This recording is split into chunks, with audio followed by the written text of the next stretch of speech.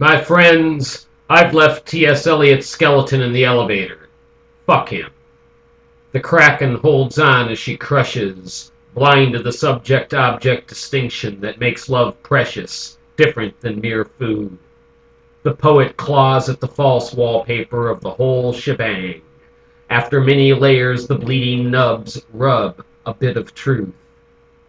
They've made me a catatonic little gargoyle precariously perched near the outhouse hole. Right about this, they say.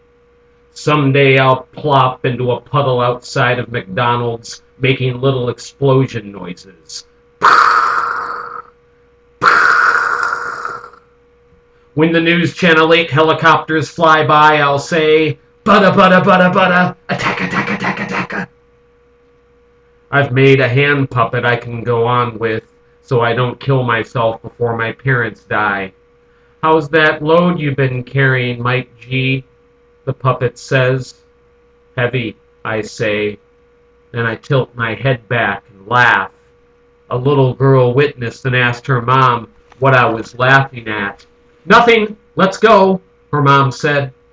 There was a rock for her mouth where the kiss should have been. There was a rock for her mouth where the kiss should have been. Maybe our holograms can say the hard things. Maybe our holograms can be happy. Maybe our holograms won't crush each other as they flicker in and out of love. Maybe our holograms not be slaves to anguish and rage. May our holograms know the peace of sleeping like dead holograms. Shine a beam through the hologram me. See the history of poetry revealed for you. I am also love. We didn't catch the wind. We didn't catch the fire. The red letters to God flew from our hands. Time passes. Pain gathers. Just hanging out mostly with the cheeseburger wrapper I've grown to love because it hasn't left me yet.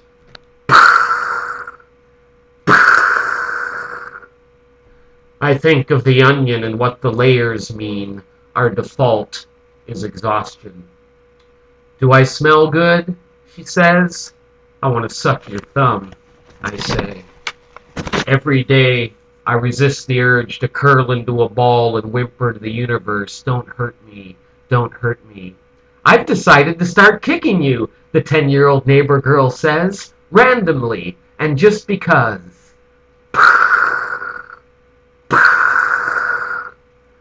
I'm most present when the idiocy of the mind's ideas recedes. These leaves stuck to my shoes are my companions in suffering. Your punch goes through my hologram, unfelt. My punch goes through you, unfelt. See how we don't hurt each other? My fantasy is being a medieval farmhand who can't read and always busy. Before collapsing into a thoughtless sleep, I see the moon and say, "Ooh, pretty." Splashing in my McDonald's puddle now. Chained to my vomit, there is freedom in thinking it means something nice. Shakespeare is a fragment in a pop song. Do not despair, I say to the dark. I write light. A little girl passes the cave, sees the puppet's mouth flapping, me laughing.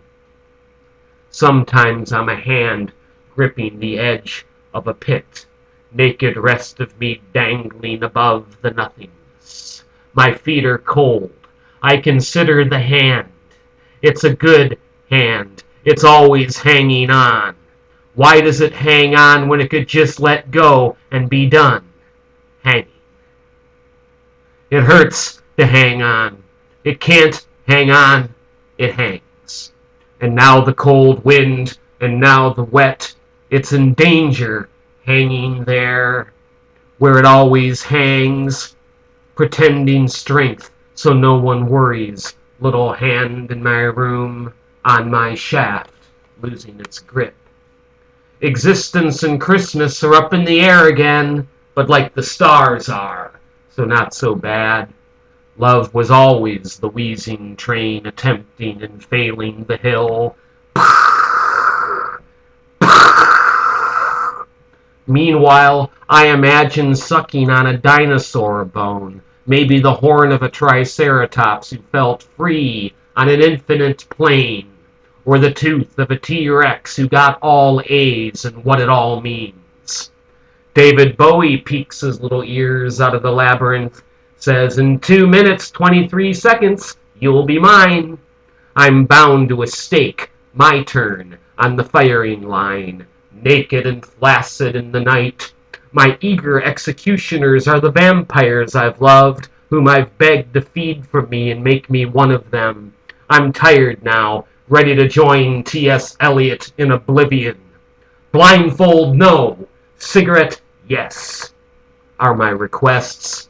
Each is wearing red, white, and blue Uncle Sam hot pants and T-shirts bearing an image of me, praying to an image of myself crucified at Tony's, beneath which is written, 'Go to fucking hell, Mike G.' My friend Dennis holds a beer to my lips, says, 'Well done, my good and faithful poet.'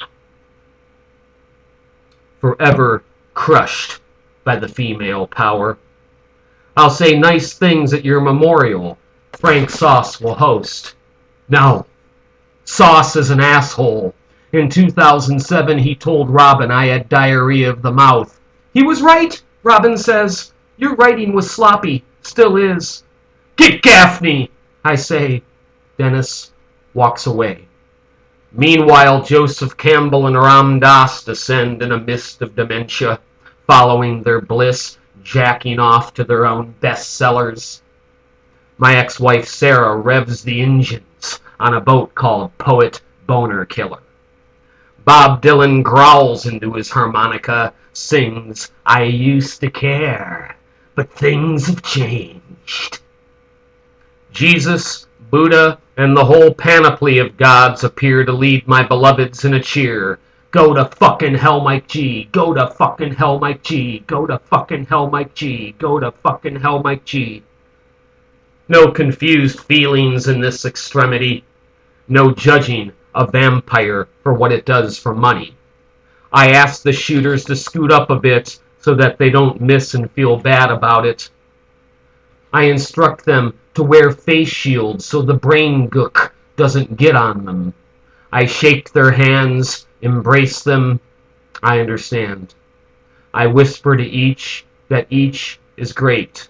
I'm specific in my worship, as love should always be. Good job, good effort, I say as they take aim. Tell truth, tongue first, be brave. They fire and whiff. My cigarette puffing away sadly. Several start crying. I provide gentle therapy to repair their injured self-esteem, to shore them up for the next attempt. Love, a suicide wish. You taking notes, Tommy? My vampires, reloading, approaching. I am smiling so hard my face hurts. Come on! Free me from this holographic misery! Stick me in the fucking face and fire!